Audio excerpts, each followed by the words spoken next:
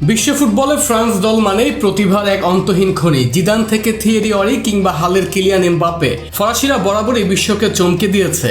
আর এবার এমবাপ্পের ফ্রান্স দলে বড় চমক হিসেবে যোগ হয়েছেন 20 বছর বয়সী এক নতুন জাদুকর, যার নাম দেজিরে দুয়ে। ফুটবল পণ্ডিতদের মতে এমবাপ্পে গ্রিজম্যানদের ছাপিয়ে এবারের বিশ্বকাপে ফ্রান্সের সবচেয়ে বড় এক্স ফ্যাক্টর হতে যাচ্ছেন এই তরুণ।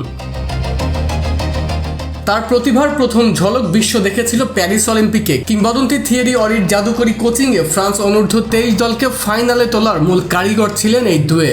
ফরাসি ক্লাব রেনের হয়ে লিগ ওয়ানের তার পারফরমেন্স দেখে রিয়াল মাদ্রিদ থেকে বায়ার্ন মিউনিখের মতো জায়ান্টরা লাইন ধরেছিল, তবে সবাইকে টেক্কা দিয়ে পিএসজি তাকে দলে ভেড়ায়। পিএসজির জার্সিতে মাঝমাঠ আর উইঙ্গে তার ডাইনামিক ফুটবল সমর্থকদের চোখ কপালে তুলতে বাধ্য করেছে।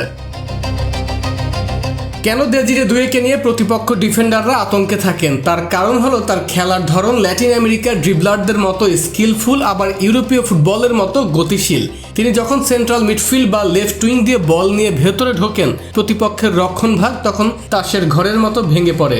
অবিশ্বাস্য ফুটবল ইন্টেলিজেন্স, নিখুঁত পাসিং সেন্স এবং মাঠের যে কোনো পজিশনে মুহূর্তের মধ্যে খাপ খাইয়ে নেওয়ার ক্ষমতা তাকে এই বয়সেই সবার থেকে আলাদা করেছে।